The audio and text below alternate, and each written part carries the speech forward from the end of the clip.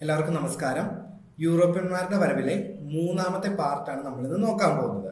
അതായത് ഇന്ന് നമ്മൾ നോക്കുന്നത് ബ്രിട്ടീഷ് ആഗമനത്തെ കുറിച്ചാണ്. നമ്മൾ നേരത്തെ പോർച്ചുഗീസുകാരെ കുറിച്ചും ഡച്ചുകാരെ കുറിച്ചും വീഡിയോസ് ചെയ്തിട്ടിട്ടുണ്ട്. നിങ്ങളത് കാണാത്തവരാണെങ്കിൽ അത് കണ്ടിട്ട് ഇങ്ങോട്ട് വരാം കേട്ടോ. ഓക്കെ, അപ്പൊ നമുക്ക് സ്റ്റാർട്ട് ചെയ്യാം. ബ്രിട്ടീഷുകാർ മൂന്നാമതായി കേരളത്തിലേക്ക് വന്ന യൂറോപ്യൻ ശക്തിയാണ് ആര്? ബ്രിട്ടീഷുകാര്. വെള്ളക്കാർ, വട്ടത്തൊപ്പിക്കാർ, ശീമക്കാർ എന്നിങ്ങനെ ഇവർ അറിയപ്പെടുന്നു. എന്തൊക്കെയാണ്? വെള്ളക്കാർ, വട്ടത്തൊപ്പിക്കാർ, ശീമക്കാർ എന്നിങ്ങനെ അറിയപ്പെടുന്ന വിദേശ ശക്തി ആരാണ്? ബ്രിട്ടീഷുകാരാണ്. ഇന്ത്യയിലെ ഏറ്റവും വലിയ സാമ്രാജ്യത്വ ശക്തിയായിരുന്നു ആര്? ബ്രിട്ടീഷുകാര്. ഒന്നുകൂടെ പറയാം, മൂന്നാമതായി കേരളത്തിലേക്ക് വന്ന യൂറോപ്യൻ ശക്തിയാണ് ആര്? ബ്രിട്ടീഷുകാര്. ഒന്നാമത് വന്നത് ആരാണ്? പോർച്ചുഗീസുകാരാണ്. രണ്ടാമത് വന്നതോ ഡച്ചുകാരാണ്. മൂന്നാമത് ബ്രിട്ടീഷുകാർ. അവസാനം വന്ന ആരാണ്? അവസാനം കേരളത്തിലേക്ക് വന്ന യൂറോപ്യന്മാരാണ് ഫ്രഞ്ചുകാര്. ഇനി വെള്ളക്കാർ, വട്ടത്തൊപ്പിക്കാർ, ശീമക്കാർ എന്നിങ്ങനെ അറിയപ്പെട്ടിരുന്നത് ബ്രിട്ടീഷുകാരാണ്. പറങ്കികൾ എന്നറിയപ്പെട്ടിരുന്നതോ പോർച്ചുഗീസുകാരാണ്. ലന്തക്കാർ എന്നറിയപ്പെട്ടിരുന്നത് ഡച്ചുകാരാണ്. ഓർത്തിരിക്കുക. അതുപോലെ തന്നെ ഇന്ത്യയിലെ ഏറ്റവും വലിയ സാമ്രാജ്യത്വ ശക്തിയായിരുന്നു ആര്? ബ്രിട്ടീഷുകാര്. അപ്പം മാർഗദർശിയായ ഇംഗ്ലീഷുകാരൻ എന്നറിയപ്പെടുന്നതാണ് ആര്? Master Ralph Fitch.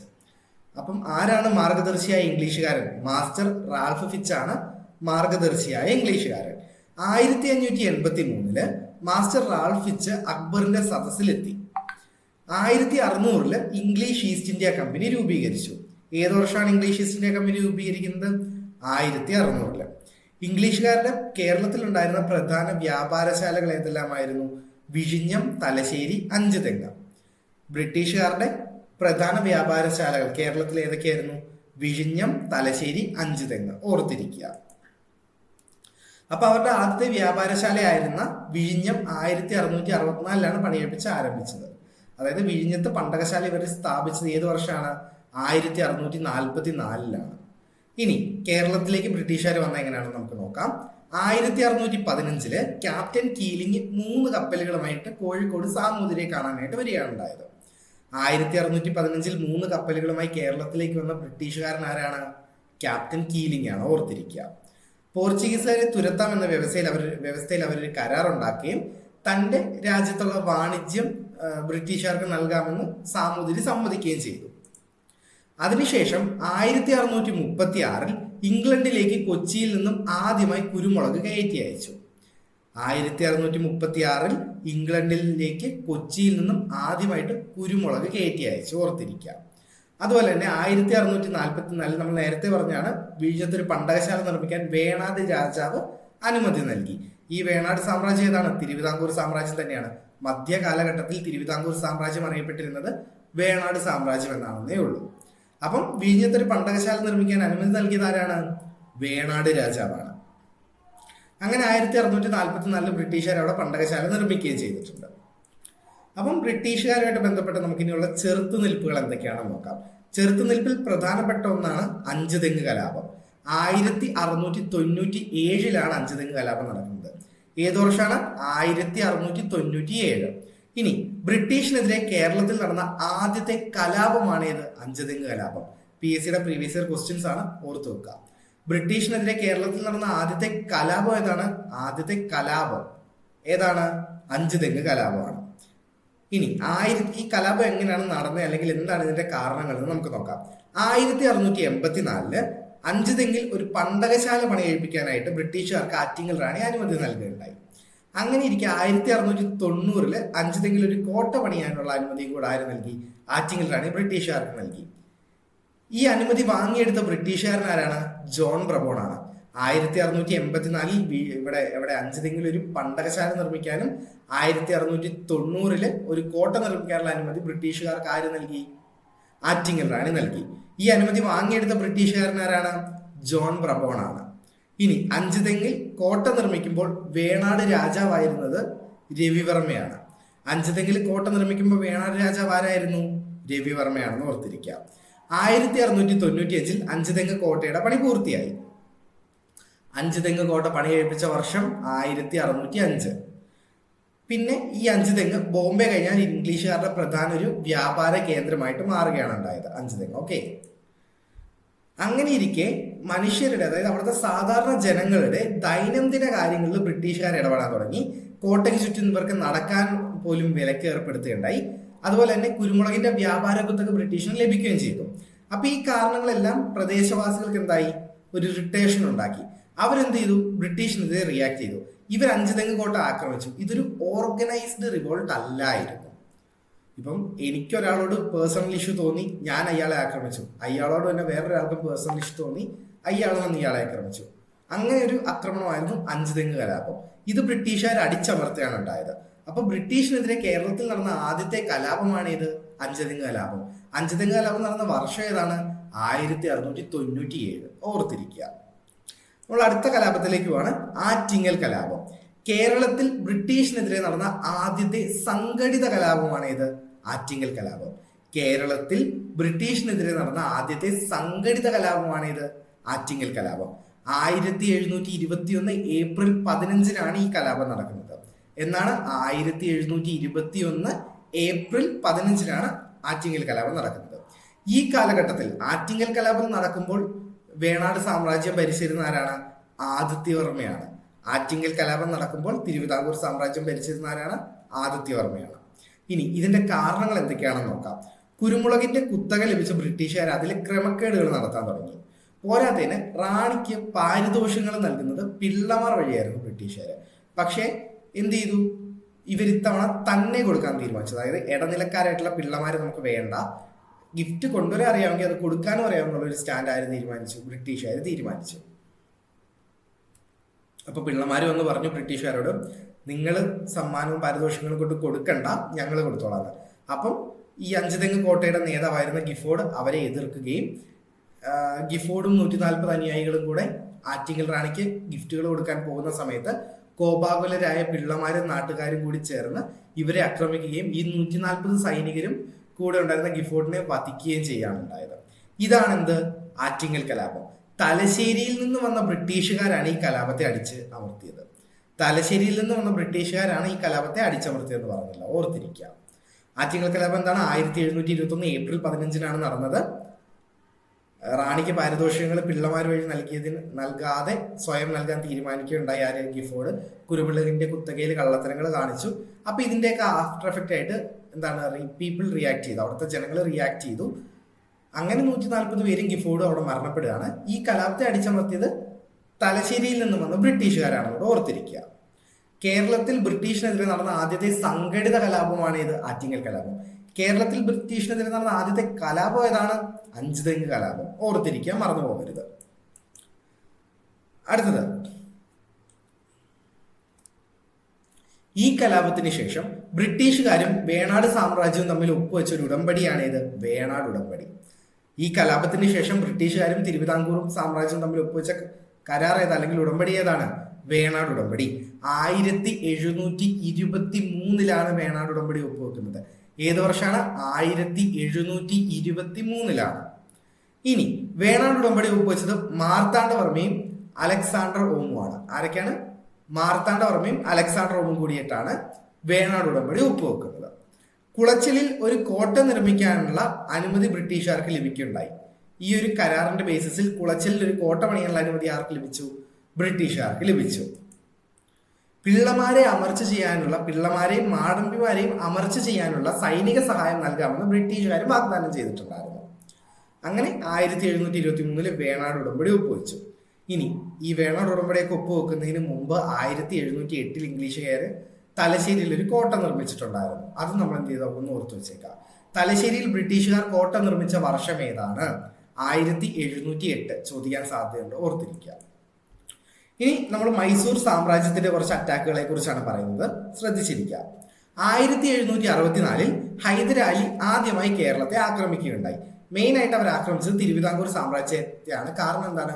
തിരുവിതാംകൂർ സാമ്രാജ്യത്തിന് ഒത്തിരി ധനം ഉണ്ടായിരുന്നു, ഒരുപാട് റിസോഴ്സസുകൾ അവർക്കുണ്ടായിരുന്നു. അപ്പൊ ഈ റിസോഴ്സസ് മുഴുവൻ തങ്ങളുടെ രാജ്യത്തേക്ക് കൊണ്ടുവരണം എന്ന ലക്ഷ്യത്തോടു കൂടിയിട്ടാണ് ഹൈദരലിയും മകൻ ടിപ്പു സുൽത്താനും തിരുവിതാംകൂർ ആക്രമിക്കുന്നത്. അപ്പം ആദ്യമായിട്ട് കേരളം ആക്രമിച്ച മൈസൂർ രാജാവാണ് ആര്? ഹൈദരാലി. ഏത് വർഷം? 1764. ഇനി 1773 രണ്ടാമത് കേരളത്തെ ആക്രമിച്ചപ്പോൾ തലശ്ശേരിയിലെ ബ്രിട്ടീഷുകാർ തിരിച്ചടിച്ചു. മൈസൂറുകാർക്കെതിരെ തലശ്ശേരിയിലെ ബ്രിട്ടീഷുകാർ പോരാടി. ഏത് വർഷം? 1773. ഇതേ 1773 ബ്രിട്ടൻ ഗവൺമെന്റ് റെഗുലേറ്റിംഗ് ആക്ട് പാസ്സാക്കിയത്. റെഗുലേറ്റിംഗ് ആക്ട് എന്താണ്? ഇംഗ്ലീഷ് ഈസ്റ്റ് ഇന്ത്യ കമ്പനിയെ നിയന്ത്രിക്കാൻ വേണ്ടി കൊണ്ടുവന്ന ഒരു ആക്ട് ആണ് റെഗുലേറ്റിംഗ് ആക്ട് എന്ന് ഓർത്ത് വെക്കുക. അങ്ങനെ ഇരിക്കെ ടിപ്പു സുൽത്താനും നമ്മുടെ കാർത്തിക തിരുനാളും കൂടിയിട്ട് നെടുങ്കോട്ട യുദ്ധം നടക്കുന്നത് 1789 ടിപ്പു സുൽത്താനും തിരുവിതാംകൂർ രാജാവായിരുന്ന കാർത്തിക തിരുനാൾ രാമവർമ്മയും തമ്മിലാണ് നെടുങ്കോട്ട യുദ്ധം നടക്കുന്നത്. ഏത് വർഷമാണ് നെടുങ്കോട്ട യുദ്ധം നടക്കുന്നത്? 1789 ഇത് നടക്കുന്നത്. ഈ യുദ്ധത്തിൽ ബ്രിട്ടീഷുകാർ തിരുവിതാംകൂർ സാമ്രാജ്യത്തെ സഹായിച്ചു. മൂന്നാം ആംഗ്ലോ മൈസൂർ യുദ്ധത്തിന് കാരണമായ ഒരു യുദ്ധവുമാണ് ഇത് നെടുങ്കോട്ട യുദ്ധം. ഇനി 1792 ബ്രിട്ടീഷുകാരും ടിപ്പു സുൽത്താനും തമ്മിൽ ഒപ്പിട്ട ഉടമ്പടിയാണ് ശ്രീരംഗപട്ടണം ഉടമ്പടി. ഈ ശ്രീരംഗപട്ടണം ഉടമ്പടിയോട് കൂടിയിട്ടാണ് മൂന്നാം ആംഗ്ലോ മൈസൂർ യുദ്ധം അവസാനിച്ചത്. ക്ലിയർ ആണല്ലോ? അപ്പൊ അടുത്തതിലേക്ക് പോവാം. അടുത്തത് പഴശ്ശി കലാപമാണ്. പഴശ്ശി കലാപം ഇമ്പോർട്ടൻറ്റ് ടോപ്പിക്കാണ്, മറന്നു പോകരുത്, നിങ്ങൾ ശ്രദ്ധിച്ചിരിക്കുക. പഴശ്ശി കലാപം നടക്കുന്നത് 1793 രണ്ട് പഴശ്ശി കലാപങ്ങളുണ്ട്. ഒന്നാം പഴശ്ശി കലാപം, രണ്ടാം പഴശ്ശി കലാപം. ഒന്നാം പഴശ്ശി കലാപം നടക്കുന്നത് 1793 സൗത്ത് ഇന്ത്യയിൽ ബ്രിട്ടീഷിനെതിരെ നടന്ന ഏറ്റവും ബൃഹത്തായ കലാപമാണിത്. സൗത്ത് ഇന്ത്യയിൽ ബ്രിട്ടീഷിനെതിരെ നടന്ന ഏറ്റവും ബൃഹത്തായ കലാപമാണിത്, പഴശ്ശി കലാപം. പഴശ്ശി കലാപത്തിന് നേതൃത്വം നൽകിയത് കേരളവർമ്മ പഴശ്ശിരാജയാണ്. പഴശ്ശി കലാപത്തിന് നേതൃത്വം നൽകിയത് ആരാണ്? കേരളവർമ്മ പഴശ്ശിരാജയാണ്. കേരള സിംഹം, പൈച്ചി രാജ, കൊട്ടിയോട്ട് രാജ എന്നിങ്ങനെ അറിയപ്പെടുന്ന രാജാവാരാണ്? പഴശ്ശിരാജയാണ്. കേരള സിംഹം, പൈച്ചി രാജ, കൊട്ടിയോട്ട് രാജ എന്നിങ്ങനെ അറിയപ്പെടുന്നത് പഴശ്ശിരാജയാണ്. പഴശ്ശിരാജയുടെ യുദ്ധതന്ത്രത്തെ കുറിച്ചാണ് നമ്മൾ പറഞ്ഞത്. പഴശ്ശിരാജയുടെ യുദ്ധതന്ത്രം എന്തായിരുന്നു? ഗറില്ല യുദ്ധമുറയായിരുന്നു, അതായത് ഒളിപ്പോരായിരുന്നു. ഓക്കെ, ഓർത്തിരിക്കുക, പഴശ്ശിരാജയുടെ യുദ്ധതന്ത്രം ഒളിപ്പോരായിരുന്നു. പഴശ്ശിരാജയുടെ പ്രധാനമന്ത്രി ആരാണ്? കണ്ണവത്ത് ശങ്കരൻ നമ്പ്യാരാണ്. പഴശ്ശിരാജയുടെ പ്രധാനമന്ത്രി കണ്ണവത്ത് ശങ്കരൻ നമ്പ്യാർ, മറന്നു പോകരുത്. പഴശ്ശിരാജയുടെ സർവ്വസൈന്യാധിപൻ ആരായിരുന്നു? കൈതേരി അമ്പു. പഴശ്ശിരാജയുടെ സർവ്വസൈന്യാധിപൻ കൈതേരി അമ്പു. പഴശ്ശിരാജയുടെ നായർ പടത്തലവൻ ആരായിരുന്നു? എടച്ചേന കുങ്കൻ. പഴശ്ശിരാജയുടെ നായർ പടത്തലവൻ ആരാണ്? എടച്ചേന കുങ്കൻ. പഴശ്ശിരാജയെ സഹായിച്ച കുറിച്യ നേതാവ് ആരാണ്? തലക്കൽ ചന്തു ആണ്. പഴശ്ശിരാജയെ സഹായിച്ച കുറിച്യ നേതാവ് തലക്കൽ ചന്തു. ഇനി പഴശ്ശി കലാപത്തിനുള്ള പ്രധാന കാരണങ്ങളാണ് തെറ്റായ നികുതി നയവും നികുതി പിരിക്കാനുള്ള അധികാരം പഴശ്ശിരാജയ്ക്ക് നൽകാതിരുന്നത്. മൈസൂരിനെതിരായുള്ള ആക്രമണത്തിൽ ബ്രിട്ടീഷുകാരെ പഴശ്ശിരാജ സഹായിച്ചിരുന്നു. അന്നേരം ബ്രിട്ടീഷുകാർ പഴശ്ശിരാജയ്ക്ക് ഒരു വാഗ്ദാനം നൽകിയിരുന്നു. എന്ത്? നികുതി പിരിക്കാനുള്ള അവകാശം പഴശ്ശിരാജയ്ക്ക് നൽകാമെന്ന്. പക്ഷെ അത് നൽകിയില്ല. ഓക്കെ, അപ്പം അത് ഒരു പ്രശ്നമായി മാറി. അങ്ങനെ ഇരിക്കെ പഴശ്ശി കലാപത്തിന്റെ കേന്ദ്രം ഏതാണ്? പഴശ്ശി കലാപം നടന്നത് എവിടെയാണ്? പുരളിമലയിലാണ്. പുരളിമല ഏത് ജില്ലയിലാണ്? കണ്ണൂർ ജില്ലയിലാണ്. പഴശ്ശിരാജയുടെ രാജവംശമായ കോട്ടയം രാജവംശത്തിന്റെ ആസ്ഥാനം എവിടെയാണ്? പുരളിമലയാണ്. അതുകൂടെ ഓർത്തിരിക്കുക. അങ്ങനെ ഇരിക്കെ ഒന്നാം പഴശ്ശി കലാപം 1797 ചിറക്കൽ രാജാവിന്റെ, ഏത് രാജാവിന്റെയാണ്? ചിറക്കൽ രാജാവിന്റെ മധ്യസ്ഥതയില് ഒത്തുതീർപ്പായി പോവാണ്. ഒരു അനുരഞ്ജന കരാറിൽ പഴശ്ശിരാജയും ബ്രിട്ടീഷുകാരും ഒപ്പിടുവാണ്. ഇനി നമ്മൾ നോക്കുന്ന രണ്ടാം പഴശ്ശി കലാപമാണ്. ഒന്നാം പഴശ്ശി കലാപം 1793 മുതൽ 97 വരെയാണ്. രണ്ടാം പഴശ്ശി കലാപത്തിലെ മെയിൻ ആയിട്ടുള്ള ഒരു ഇൻസിഡന്റ് വെച്ച് കഴിഞ്ഞാൽ 1802 പനമരം കോട്ട ആക്രമണമാണ്. 1802 പഴശ്ശിരാജയും സംഘവും പനമരം കോട്ട പിടിച്ചെടുക്കുകയാണ്. നാലാം മൈസൂർ യുദ്ധത്തിന്റെ അനന്തരഫലമായിരുന്നു ഇത് രണ്ടാം പഴശ്ശി കലാപം, ഓർത്തിരിക്കുക. തലക്കൽ ചന്തു സ്മാരകം എവിടെയാണ് സ്ഥിതി ചെയ്യുന്നത്? പനമരത്താണ്. അതുപോലെ തന്നെ കേരളത്തിലെ ആദ്യത്തെ പുകരഹിത ഗ്രാമം ഏതാണ്? പനമരമാണ്. തലക്കൽ ചന്തു സ്മാരകം എവിടെയാണ്? പനമരം. കേരളത്തിലെ ആദ്യത്തെ പുകരഹിത ഗ്രാമം പനമരത്താണ്, ഓർത്തിരിക്കുക. അടുത്തത്, ഈ സമയത്ത് രണ്ടാം പഴശ്ശി കലാപം നടക്കുന്ന സമയത്ത് തലശ്ശേരി സബ് കളക്ടർ ആയിരുന്നത് ആരാണ്? Thomas Harvey Baber. ആരാണ്? തോമസ് ഹാർവേ ബാർബർ ആണ് തലശ്ശേരിയുടെ സബ് കളക്ടർ. ഏത് കാലഘട്ടത്തിൽ? രണ്ടാം പഴശ്ശി കലാപം നടക്കുന്ന സമയത്ത്. അടുത്ത് നമ്മൾ പറഞ്ഞതാണ്, നേരത്തെ പറഞ്ഞ പോയിന്റ് ആണ്, കോട്ടയം രാജവംശത്തിന്റെ ആസ്ഥാനം പുരളിമലയാണ്. കോട്ടയം രാജവംശം സ്ഥാപിച്ചത് ആരാണ്? കോട്ടയം രാജവംശം സ്ഥാപിച്ചത് ഹരിശ്ചന്ദ്ര പെരുമാളാണ്. തെറ്റിപ്പോകരുത്. ആരാണ് സ്ഥാപിച്ചത് കോട്ടയം രാജവംശം? ഹരിശ്ചന്ദ്ര പെരുമാൾ. ഇനി രണ്ടാം പഴശ്ശി കലാപം നടക്കുമ്പോൾ ഇന്ത്യയുടെ ഗവർണർ ജനറൽ ആയിരുന്നു റിച്ചാർഡ് വെല്ലസ്ലി. റിച്ചാർഡ് വെല്ലസ്ലിയെ കൊണ്ട് പഴശ്ശിരാജയെ തോൽപ്പിക്കാൻ കഴിയില്ല എന്ന് കണ്ടപ്പോൾ റിച്ചാർഡ് വെല്ലസ്ലി എന്ത് ചെയ്തു? തന്റെ സഹോദരനായിട്ടുള്ള ആർത്തർ വെല്ലസ്ലിയെ വിളിക്കുകയാണ് പഴശ്ശിരാജയെ തോൽപ്പിക്കാൻ വേണ്ടിയിട്ട്. ഈ Arthur Wellesley duke of Wellington എന്നറിയപ്പെടുന്ന ബ്രിട്ടീഷുകാരനാണ്. ഡ്യൂക്ക് ഓഫ് വെല്ലിംഗ്ടൺ എന്നറിയപ്പെടുന്നത് ആരാണ്? ആർത്തർ വെല്ലസ്ലി ആണ്. ഈ ആർത്തർ വെല്ലസ്ലി തോൽപ്പിച്ചവരെല്ലാവരും വലിയ ആൾക്കാരായിരുന്നു. നെപ്പോളിയൻ, ടിപ്പു സുൽത്താൻ ഇവരെയൊക്കെ തോൽപ്പിച്ചത് ആരാണ്? ആർത്തർ വെല്ലസ്ലി ആണ്. അപ്പൊ നെപ്പോളിയനെയും ടിപ്പു സുൽത്താനെയൊക്കെ തോൽപ്പിച്ച ആർത്തർ വെല്ലസ്ലി എന്ത് ചെയ്യാണ്? കേരളത്തിലേക്ക് വരുവാണ്. ആരെ തോൽപ്പിക്കാൻ? പഴശ്ശിരാജയെ തോൽപ്പിക്കാൻ. ആർത്തർ വെല്ലസ്ലി കേരളത്തിൽ വന്നിട്ട് പഴശ്ശിരാജയെ കീഴ്പ്പെടുത്താനായിട്ട് രൂപീകരിച്ച പ്രാദേശിക പോലീസ് സേനയാണ് ഇത് കോൾക്കാർ. ആർത്തർ വെല്ലസ്ലി പഴശ്ശിരാജയെ കീഴ്പ്പെടുത്താനായി രൂപീകരിച്ച പ്രാദേശിക പോലീസ് സേന ഏതാണ്? കോൾക്കാർ. അങ്ങനെ 1805 നവംബർ 30 പഴശ്ശിരാജയെ ആർത്തർ വെല്ലസ്ലി തോൽപ്പിക്കുകയാണ്. ഓക്കെ, അങ്ങനെ പഴശ്ശിരാജയുടെ ഓർമ്മയ്ക്ക് വേണ്ടി നാണയം പുറത്തിറക്കി ബ്രിട്ടീഷുകാർ. ഏത് വർഷം? 1805. പഴശ്ശിരാജയുടെ ഓർമ്മയ്ക്കായി ബ്രിട്ടീഷുകാർ നാണയം പുറത്തിറക്കിയ വർഷം 1805. പഴശ്ശി സ്മാരകം സ്ഥിതി ചെയ്യുന്ന എവിടെയാണ്? മാനന്തവാടിയിലാണ്. പഴശ്ശി സ്മാരകം മാനന്തവാടി. പഴശ്ശിരാജ മ്യൂസിയം സ്ഥിതി ചെയ്യുന്നത് എവിടെയാണ്? കോഴിക്കോട് ജില്ലയിലാണ്. പഴശ്ശിരാജ മ്യൂസിയം കോഴിക്കോട് ജില്ലയിലാണ് സ്ഥിതി ചെയ്യുന്നതെന്ന് ഓർത്തിരിക്കുക. പഴശ്ശിരാജ കോളേജ് പുൽപ്പള്ളിയിലും. പഴശ്ശി ഡാം ഏത് നദിക്ക് കുറുകെയാണ് പണിഞ്ഞിരിക്കുന്നത്? വളപട്ടണം പുഴയ്ക്ക് കുറുകെയാണ്. പഴശ്ശി ഡാം വളപട്ടണം പുഴയ്ക്ക് കുറുകെയാണ് പണിഞ്ഞിരിക്കുന്നത്. പഴശ്ശിരാജ കോളേജ് പുൽപ്പള്ളിയിലാണ്. നമ്മൾ ഓർത്തിരിക്കുക. അപ്പൊ നമ്മൾ പഴശ്ശി കലാപം കഴിഞ്ഞു. പഴശ്ശി കലാപത്തിൽ അത്രയും കാര്യങ്ങളാണ് നിങ്ങൾക്ക് പഠിക്കാനുള്ളത്. അത്രയും ഓർത്ത് വെച്ചേക്കാം. ഓക്കെ, അങ്ങനെ 1805 ബ്രിട്ടീഷുകാർ തിരുവിതാംകൂർ ഭരണാധികാരിയുമായിട്ട് ഒരു സൗഹൃദ സന്ധി ഒപ്പുവെച്ചു. പയ്യെ പയ്യെ അവരുടെ ആഭ്യന്തര കാര്യങ്ങളിലേക്ക്, തിരുവിതാംകൂറിന്റെ കൊച്ചിയുടെ ആഭ്യന്തര കാര്യങ്ങളിലേക്ക് ബ്രിട്ടീഷുകാർ ഇടപെടാൻ തുടങ്ങി. ഇത് ഈ രണ്ട് രാജ്യങ്ങൾക്കും ഇഷ്ടപ്പെട്ടില്ല. അങ്ങനെ ഇരിക്കെ 1808 റെസിഡന്റ് ആയി അവിടെ താമസിച്ചിരുന്ന മെക്കോളോയുടെ കൊച്ചിയിലെ ക്യാമ്പ് എന്ത് ചെയ്യാണ്? തകർക്കുകയുണ്ടായി, അല്ലെ ആക്രമിക്കുകയുണ്ടായി ഈ സൈന്യം. അങ്ങനെ ഇരിക്കെ ആണ് 1809 വേലുത്തമ്പി ദളവ പ്രശസ്തമായ കുണ്ടറ വിളംബരം നടത്തുന്നത്. ക്ലിയർ ആണല്ലോ? 1805 ബ്രിട്ടീഷുകാർ തിരുവിതാംകൂർ രാജാവുമായിട്ടൊരു സൗഹൃദ സന്ധി ഒപ്പുവെച്ചു. പയ്യെ ആഭ്യന്തര കാര്യങ്ങളിലേക്ക് കയറി കൈകടത്താൻ തുടങ്ങി. ഇത് രണ്ട് രാജ്യങ്ങൾക്കും ഇഷ്ടപ്പെട്ടില്ല. അങ്ങനെ ഇരിക്കെ മെക്കോളോയുടെ ക്യാമ്പ് അടിച്ചു തകർക്കുകയുണ്ടായി. പിന്നെ 1809 കുണ്ടറ വിളംബരം നടത്തി. കുണ്ടറ വിളംബരം നടത്തിയ ആരാണ്? വേലുത്തമ്പി ദളവയാണ്.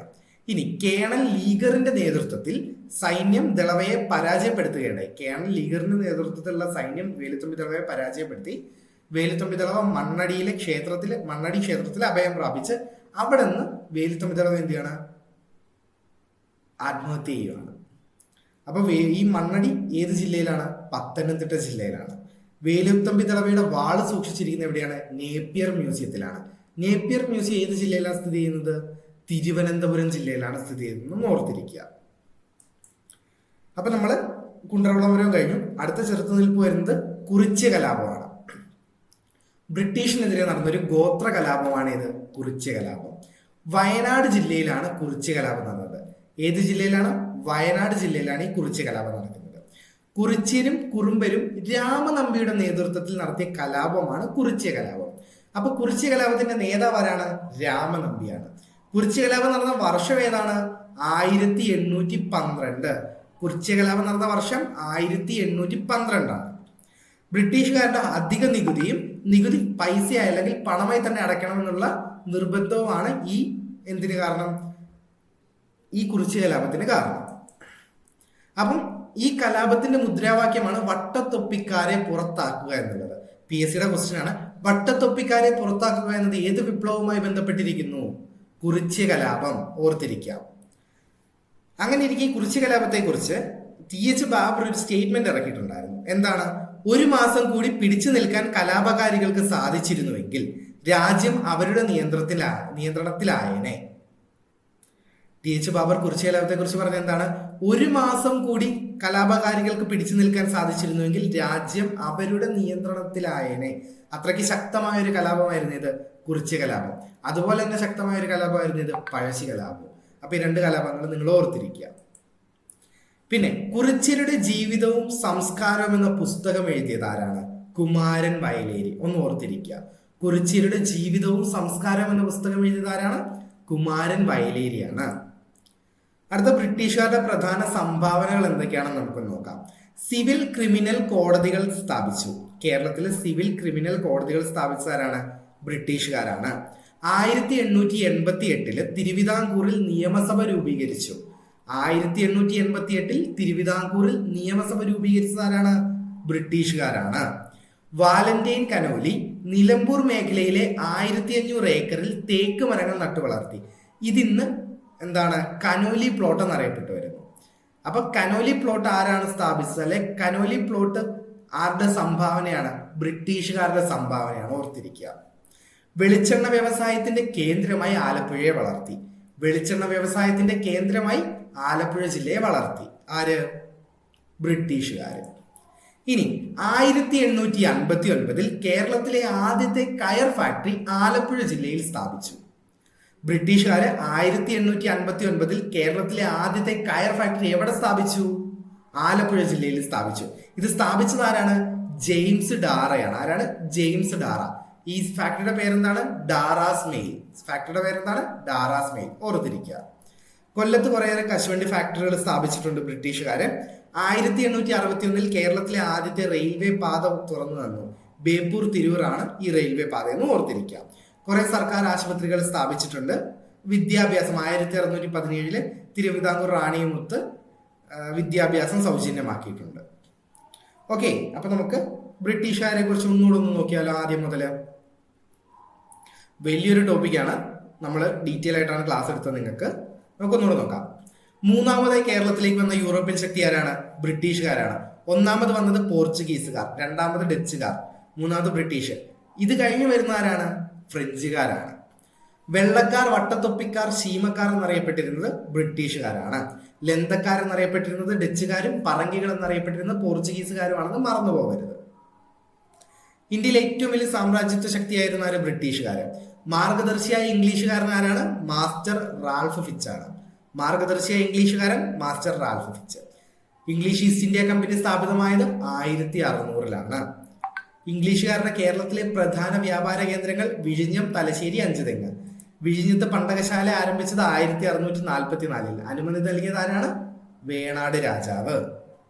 മധ്യകാലഘട്ടത്തിൽ വേണാട് എന്നറിയപ്പെട്ടിരുന്ന നാട്ടുരാജ്യം പിന്നീട് അറിയപ്പെട്ടിരുന്ന പേരെന്താണ്? തിരുവിതാംകൂർ സാമ്രാജ്യം, ഓർത്തിരിക്കുക. ഇനി 3 കപ്പലുകളുമായി ക്യാപ്റ്റൻ കീലിംഗ് കേരളത്തിലേക്ക് എത്തിയത് ഏത് വർഷമാണ്? 1615. ഇനി ഇംഗ്ലണ്ടിലേക്ക് കൊച്ചിയിൽ നിന്നും ആദ്യമായി കുരുമുളക് കയറ്റി അയച്ചത് 1636. ഓക്കെ, ഇനി കേരളത്തിൽ ബ്രിട്ടീഷിനെതിരെ നടന്ന ആദ്യത്തെ കലാപം ഏതാണ്? അഞ്ചുതെങ്ങ് കലാപം. അഞ്ചുതെങ്ങ് കലാപം നടന്ന ഏത് വർഷമാണ്? 1697. അഞ്ചുതെങ്ങ് കോട്ട പണിയിപ്പിച്ച വർഷം ഏതാണ്? 1695 എന്നോട് എന്ത് ചെയ്തേക്കാം? ഓർത്തിരിക്കാം. ഇനി അഞ്ചുതെങ്ങിൽ കോട്ടയും പണ്ടകശാലയും പണി കഴിപ്പിക്കാൻ ആറ്റിങ്ങൽ റാണിയിൽ നിന്ന് അനുമതി നേടിയെടുത്ത ആരാണ്? ജോൺ ബ്രബോൺ ആണ്. ആരാണ്? ജോൺ ബ്രബോൺ. അതുപോലെ തന്നെ കേരളത്തിൽ ബ്രിട്ടീഷിനെതിരെ നടന്ന ആദ്യത്തെ സംഘടിത കലാപം ഏതാണ്? ആറ്റിങ്ങൽ കലാപം. കേരളത്തിൽ ബ്രിട്ടീഷിനെതിരെ നടന്ന ആദ്യത്തെ സംഘടിത കലാപം ഏതാണ്? ആറ്റിങ്ങൽ കലാപം. ഏത് വർഷം നടന്നു? 1721 ആറ്റിങ്ങൽ കലാപം നടക്കുന്നത്.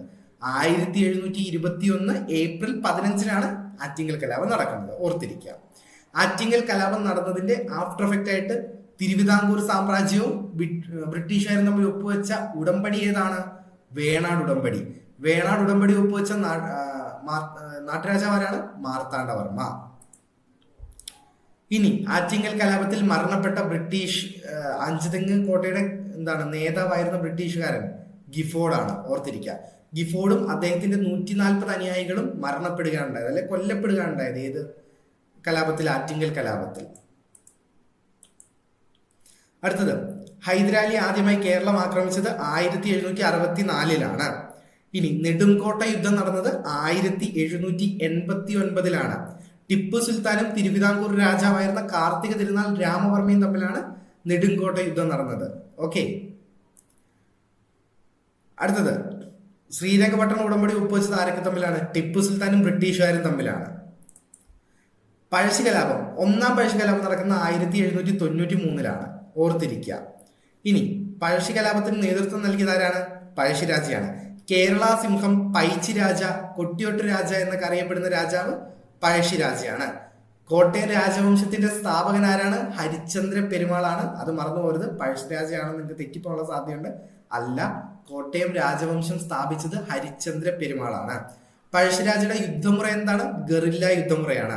പഴശ്ശിരാജയുടെ പ്രധാനമന്ത്രി കണ്ണവത്ത് ശങ്കരൻ നമ്പ്യാർ, പഴശ്ശിരാജയുടെ സർവ്വസൈന്യാധിപൻ കൈതേരി അമ്പു, പഴശ്ശിരാജയുടെ നായർ പടത്തലവൻ എടച്ചേന കുങ്കനാണ്. പഴശ്ശിരാജയെ സഹായിച്ച കുറിച്യ നേതാവാരാണ്? തലക്കൽ ചന്തു. അപ്പൊ കുറിച്യ കലാപത്തിന്റെ നേതാവ് രാമനമ്പി, മറന്നു പോകരുത്. അടുത്തത് പഴശ്ശി കലാപത്തിന്റെ കേന്ദ്രം പുരളിമല. പുരളിമല ഏത് ജില്ലയിലാണ്? കണ്ണൂർ ജില്ലയിലാണെന്നോട് ഓർത്തിരിക്കുക. ഇനി പഴശ്ശിരാജയും സംഘവും പനമരം കോട്ട പിടിച്ചടക്കിയ വർഷം 1802. തലക്കൽ ചന്തു സ്മാരകം എവിടെയാ സ്ഥിതി ചെയ്യുന്നത്? പനമരത്താണ്. കേരളത്തിലെ ആദ്യത്തെ പുകരഹിത ഗ്രാമം ഏതാണ്? പനമരം. കേരളത്തിലെ ആദ്യത്തെ പുകരഹിത ഗ്രാമം പനമരം. അടുത്ത പഴശ്ശിരാജയെ തോൽപ്പിച്ച ബ്രിട്ടീഷുകാരനാരാണ്? Arthur Wellesley. Duke of Wellington എന്നറിയപ്പെടുന്ന ആരാണ്? ആർത്തർ വെല്ലസ്ലി ആണ്. അടുത്ത പഴശ്ശി സ്മാരകം സ്ഥിതി ചെയ്യുന്ന എവിടെയാണ്? മാനന്തവാടി. പഴശ്ശിരാജ മ്യൂസിയം സ്ഥിതി ചെയ്യുന്ന എവിടെയാണ്? കോഴിക്കോട് ജില്ലയിലാണ്. പഴശ്ശിരാജ കോളേജ് പുൽപ്പള്ളിയിലാണ്. പഴശ്ശിരാജ ഡാം ഏത് നദിക്ക് കുറുകെയാണ് പണിഞ്ഞിരിക്കുന്നത്? വളപട്ടണം പുഴയ്ക്ക് കുറുകെയാണ് പണിഞ്ഞിരിക്കുന്നത്, ഓർത്തിരിക്കുക. അടുത്തത് കുണ്ടറ വിളംബരം നടന്ന വർഷം 1809. കുണ്ടറ വിളംബരം നടത്തിയ ആരാണ്? വേലുത്തമ്പി ദളവ. വേലുത്തമ്പി ദളവ എവിടെ വെച്ചാണ് ആത്മഹത്യ ചെയ്യുന്നത്? മണ്ണടിയിൽ വെച്ചിട്ടാണ് ആത്മഹത്യ ചെയ്യുന്നത്. അദ്ദേഹത്തിന്റെ വാൾ സൂക്ഷിച്ചിരിക്കുന്ന ഏത് ജില്ലയിലാണ്? തിരുവനന്തപുരം ജില്ലയിലാണ്. എവിടെ? നേപ്പിയർ മ്യൂസിയത്തില്. അടുത്തത് ബ്രിട്ടീഷിനെതിരെ നടന്ന ഗോത്ര കലാപം ഏതാണ്? 1812 ബ്രിട്ടീഷിനെതിരെ കേരളത്തിൽ നടന്ന ഗോത്ര കലാപം കുറിച്യ കലാപമാണ്.